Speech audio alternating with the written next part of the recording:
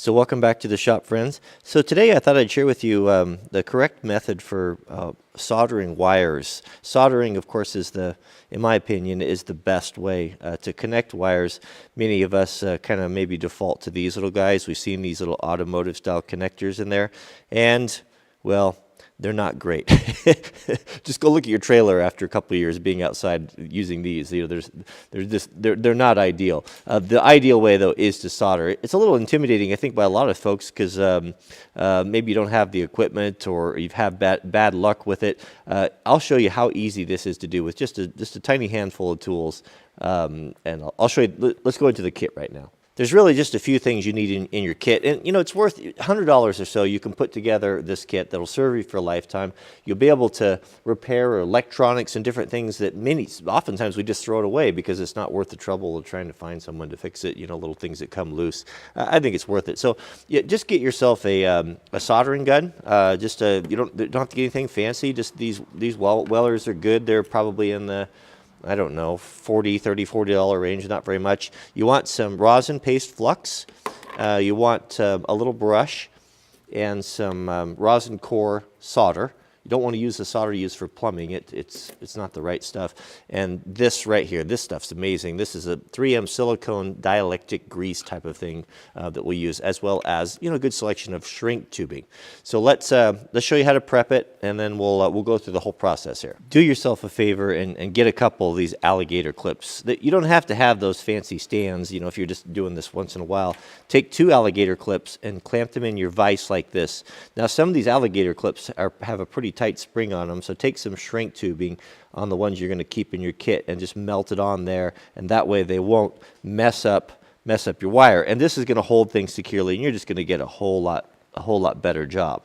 Okay, so for joining the wire, there's a couple different ways of doing it, but what I have found to be the best, and this is what Granddad always did it, is you fray the ends of the wire like this. You kind of splay them out like this and join them so they intermingle, kind of mesh like fingers together. Pinch one side like this here and start bringing everything together, and then twist.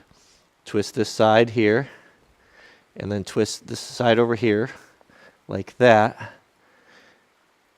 And that's going to give you the cleanest, the smallest, because we're going to shrink. If this is going to be something that's exposed and we're going to put our shrink tubing on there, it's going to be a little more low profile and look a little better. Now we can clamp it into our jaws and get everything ready for the solder. I don't think I mentioned you want a damp sponge too. Just any sort of old worn out sponge would be fine. Now with everything ready, you're going to take your rosin flux, right, and we're going to apply that on there like that. So just coat that on there, and that's going to help that solder to bind. It probably wouldn't be a bad idea to have heated that up first. And then we're going to get our soldering iron and untangle the cord that hooks on everything. Okay, so this shouldn't take long to heat up. So what we're going to do is we're going to put that on there like that, just until that flux starts to melt in, that rosin, and it starts to melt down inside the wires there, right? And then Granddad always said you touch the end of that there to tin it.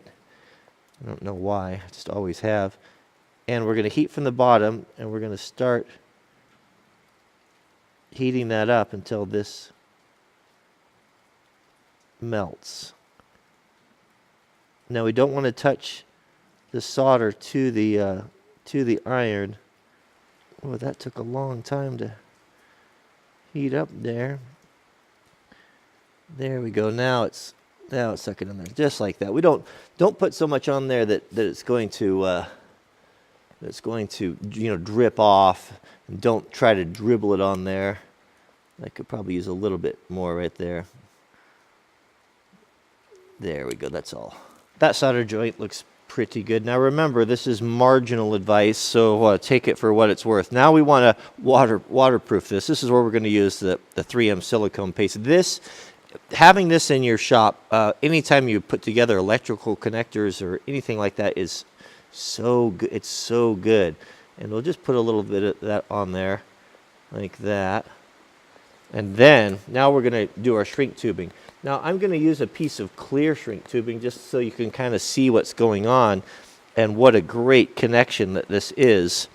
So what we can do here is, once we have that grease on there, now we'll thread our shrink tubing on here like this, and try to be careful when is to hold that, not to scrape all that silicone grease off there, and just place it like that. Now your shrink tape's going to shrink on the ends about 10%. So I'm always pretty liberal with that, and give myself plenty of tubing.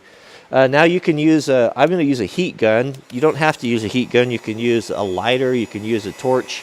Problem with the lighter and the torch is if you're not really careful, it will tend to burn the wire in the housing. Start from the middle. You're going to start from the very middle, and you'll see that that's starting to shrink right there. And then work to the outside edges.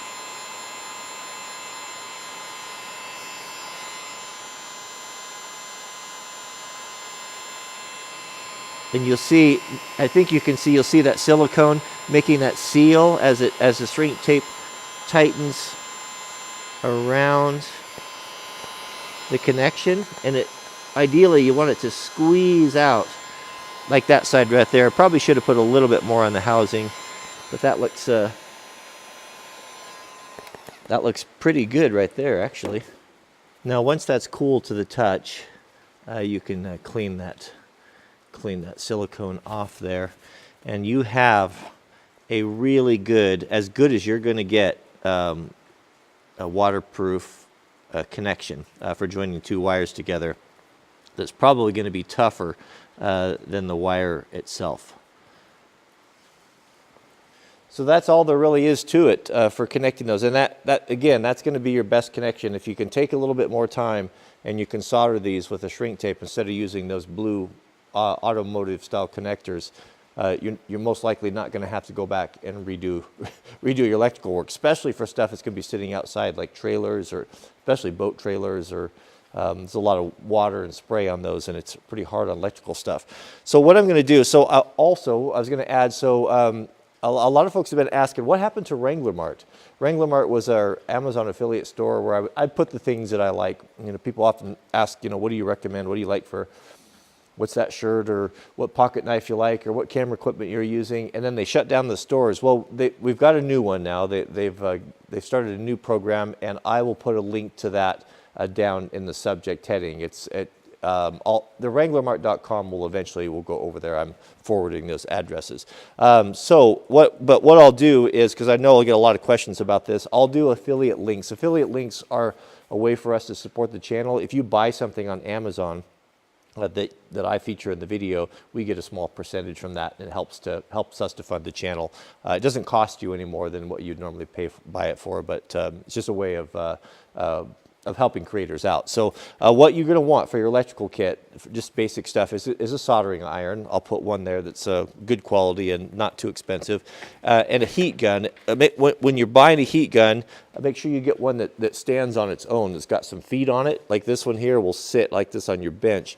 That way you can work on it hands-free. So if you're heating stuff or like that, to have two hands and have it so you don't have to clamp it in the vise is actually pretty nice. So those are the two main things right there. I'll put the flux, the silicone paste. You definitely want some of that. That's a must-have. That's like the WD-40 of electrical work, and solder and shrink tape. If I was going to add to that, I would invest in a pair of good strippers. Wire strippers are very nice. They'll pay for themselves on it if you have a small project, and some good crimpers and nippers, and that's about it. So I'll put together that kit for you on the store. So thanks for watching, and we'll see you guys on the next video.